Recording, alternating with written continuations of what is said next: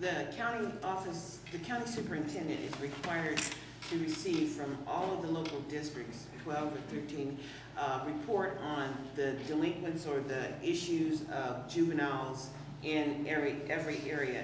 Each district has a responsibility to report every infraction or everything to the county superintendent. And if we want that information, we have to go to the superintendent of the county. And because he does get that data, and you're not going to be able to find the data you're looking for at the CDE's website, because it's the county is responsible to ensure that all kids who are identified with these issues have some type of educational service. So it's the county superintendent for the data. Is that also privacy, issue that would be on there? Okay. No privacy issue.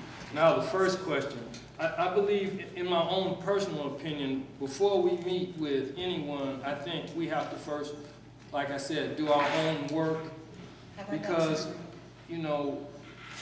historically, a lot of us have always been able to accurately identify the problem. I think where we've come up short is in our recommendations of what we think will solve the problem. So I think if we do our research and our analysis, and we come not only with what our research tells us is the problem, then we also should come with a proposed solution as well. So could we select a committee today for those particular categories and begin to do the research so that we can, start working on this?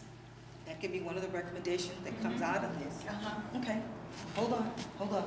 Did you want to speak to her question? Okay, then after Darlene, then David. At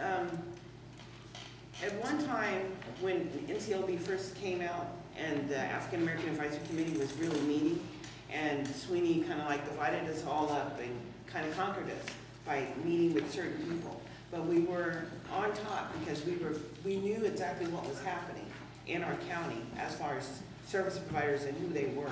Right now, we really don't know who the service providers are, who's behind the Lynx Crew contract. Lynx Crew is a contract.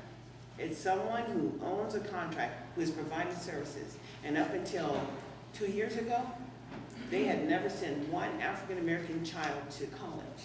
Right. And so then they contracted with Allen Rowe, and I think we all admire the work that Allen Rowe has done in the community. But they sent 10 kids off to college. And what Allen didn't have is the financial backing to keep these 10 kids in college. So they all came back failures. But the real deal is that they were able to get into these historically black universities. And if they had substantial financial backing, they would have been able to stay.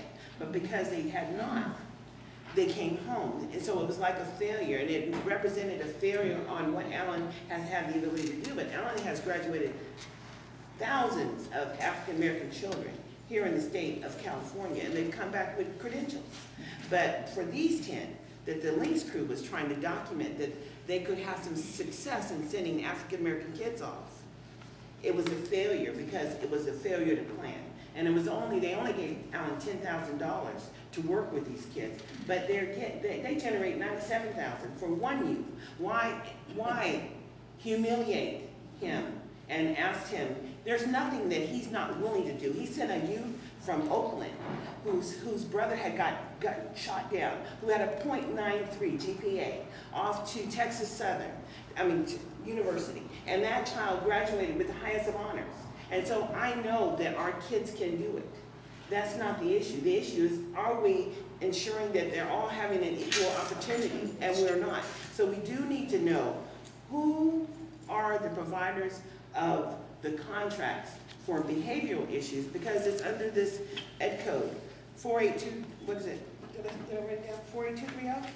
No, 48273, which allows a child with a behavioral issue to be put under the county office of education and to have, because this puts the kid in special ed. And we all know special ed, I tell you, special ed is great. My son graduated from Kennedy High School with a 2.98.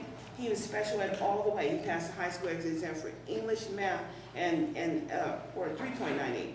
But it didn't really matter because he passed all his subjects. He got his paper, and he's still in the university right now. But he had a disability. He had a processing disorder, and let's not pretend it wasn't a real disability. But because special ed, he was able to graduate. He was the only kid in the district to graduate at grade level. The only one in special ed in 2004. So what is this telling you? That not even the white kids are graduating at grade level.